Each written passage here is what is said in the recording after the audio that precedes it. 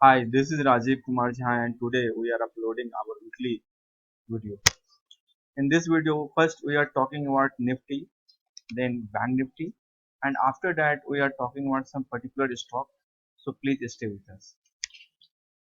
सबसे पहले ये निफ्टी का चार्ट आपके सामने में खुला हुआ है और आप यहाँ पे देख रहे हो कि निफ्टी का ट्रेंड अभी अप है, बट यहाँ पे ये एक आपका विच जो है असेंडिंग विच का फॉर्मेशन कर रहा है और ये असेंडिंग वेज ये कह रहा है कि मार्केट में एक छोटी सी फॉल आपको कल इसलिए आएगी क्योंकि डॉ का मार्केट जो है वो आपका फ्लैट बंद हुआ है या हल्का निगेटिव है, तो वो 40-50 पॉइंट का फॉल वो दिखा रहा है। लेकिन अगर आप इसको 1 आवर के चार्ट पे अगर आप देखोगे तो आपको फॉल कहीं कुछ ज्यादा आपको दिखेगा और उसके लिए मैं आपको लेवल आपको बता रहा हूँ।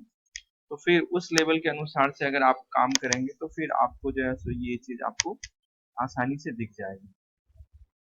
जैसे मेरा ये कहना था कि अगर मान के चलिए कि अगर हम निफ्टी की बात कर रहे हैं तो निफ्टी में हमें सबसे पहले ये देखना होगा कि निफ्टी कौन से लेवल को अगर सस्टेन कर रहा है तो हमें मार्केट में शॉर्ट नहीं करना है, या मार्केट में कहाँ पे अगर निफ्टी इस लेवल को अगर ब्रेक कर दे तो हम मार्केट में फिर शॉर्ट कर सकते हैं। जैसे कि आपको यहाँ पे दिख रहा है क्या कि मार्केट में निफ्टी जो है सो अभी खड़ा है वो 17,907 पे खड़ा है और यहाँ पे एक गैप आपका बना हुआ है।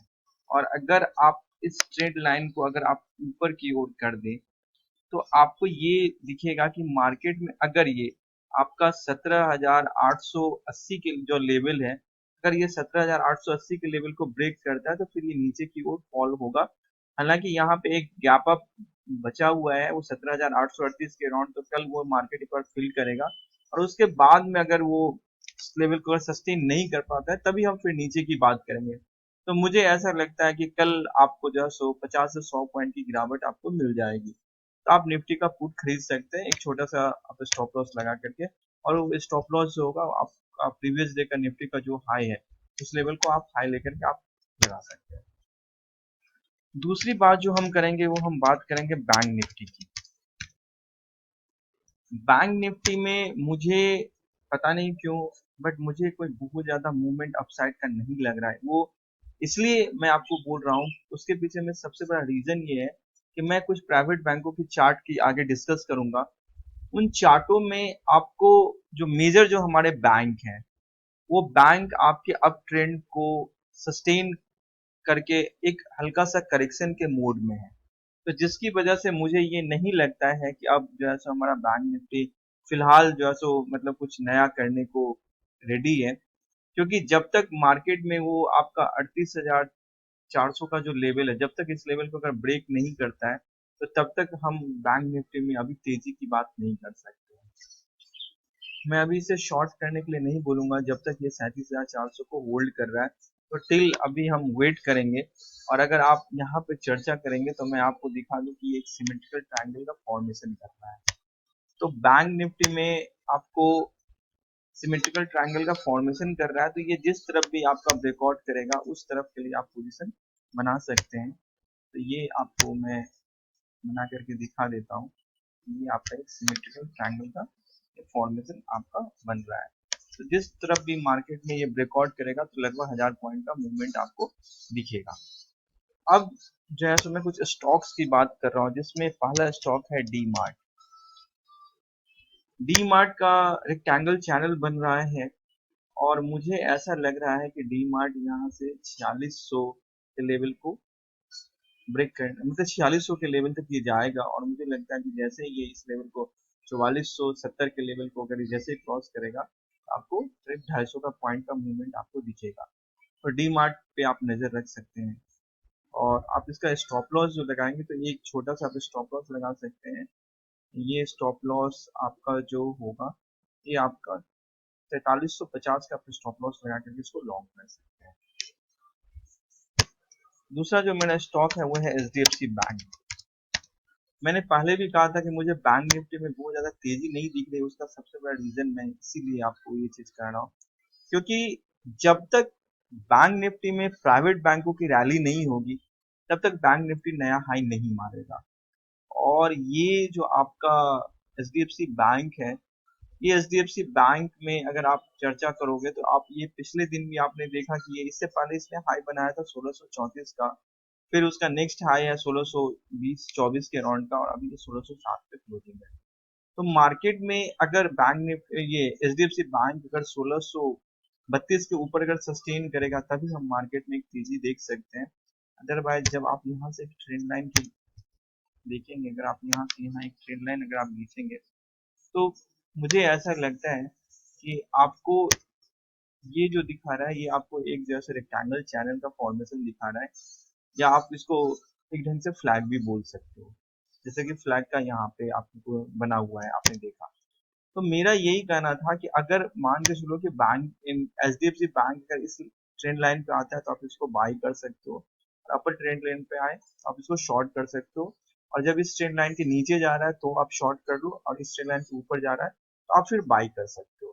टिल इस रेंज में मुझे नहीं लगता है कि कहीं यहाँ पे अपॉर्चुनिटी बाइंग या सेलिंग की मिल रही है। दूसरी बात जो मैं कर रहा हूँ वो मैं एक्सिस बैंक की बात कर रहा हूँ। अगर आप एक्सिस बैंक का चार्ट देखेंगे तो एक्सिस बैंक में भी आपको यही दिख रहेगा कि एक्सिस बैंक में एक ट्रेंड लाइन का सपोर्ट ले रहा है, और ये हायर हाई से अब लोअर लो की ओर फॉर्मेशन कर रहा है।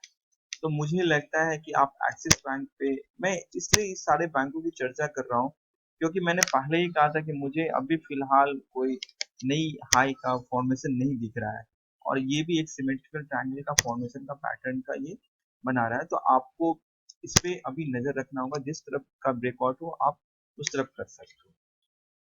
लास्ट मंथ से मैं सबको टाटा मोटर की बात कर रहा था, तो टाटा मोटर का जिक्र मैं अभी नहीं करूंगा क्योंकि टाटा मोटर अब निकल चुका है 300 से, आपका हो चुका है वो उसका जो टारगेट था।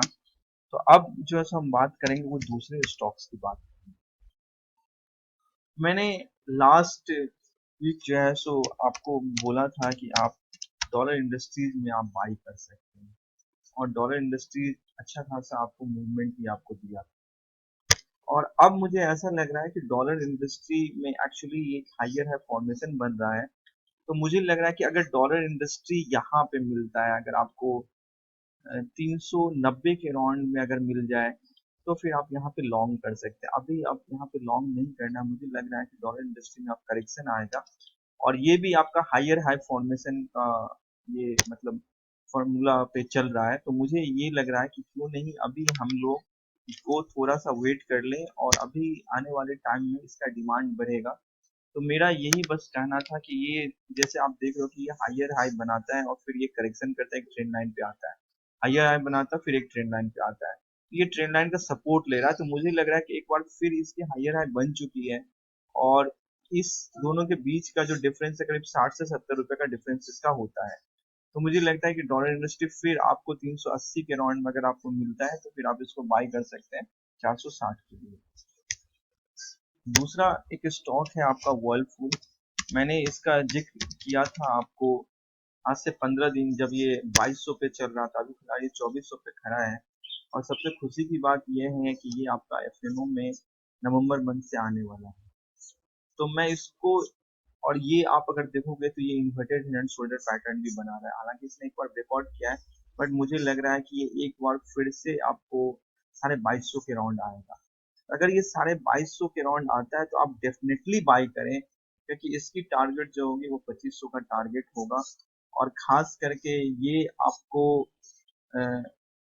अक्टूबर लास्ट में जो है सो इसमें आप जरूर, आपको एक मौका मिलेगा तो आप यहाँ पे बाइंग कर सकते हैं, और जब ये फिनो में आपका लिस्ट होगा तो जिसकी वजह से इसमें जो है सो कम से कम मुझे लगता है कि 10% का मूवमेंट आपको मिल जाएगा। तो आप इस स्टॉक पे नजर रख सकते हैं। एक स्टॉक की मैं और जिक्र करूंगा वो है आपका आईसीआई बैंक।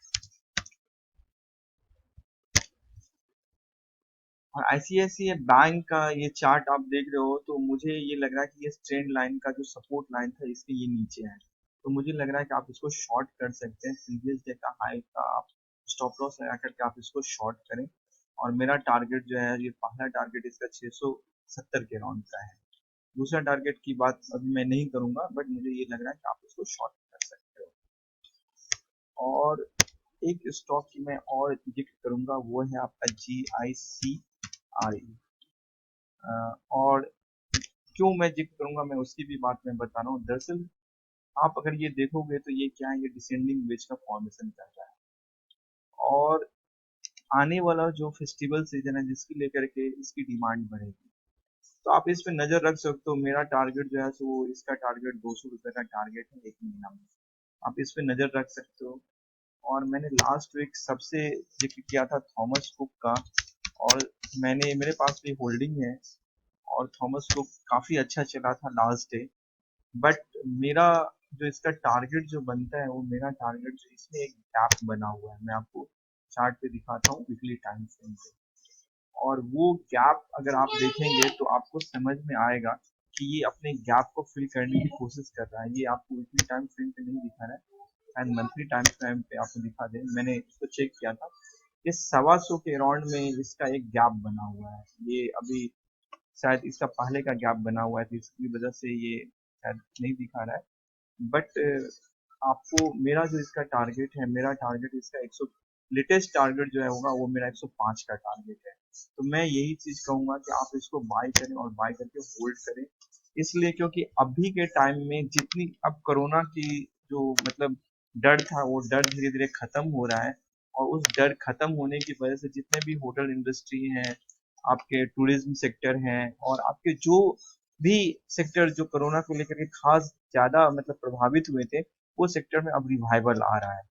तो मुझे लग रहा है कि ये एक स्टॉक ऐसा है जो आपको मल्टी बैगर आपको रिटर्न दे सकता है। तो इस स्टॉक को आप होल्ड करें। और शॉर्ट टर्म का मेरा टारगेट 105 का है, बट मेरा लॉन्ग टर्म का जो टारगेट होगा आने वाले एक साल की अगर मैं जित करूंगा तो इसका टारगेट जो है वो 200 होगा। That's all. Thank you.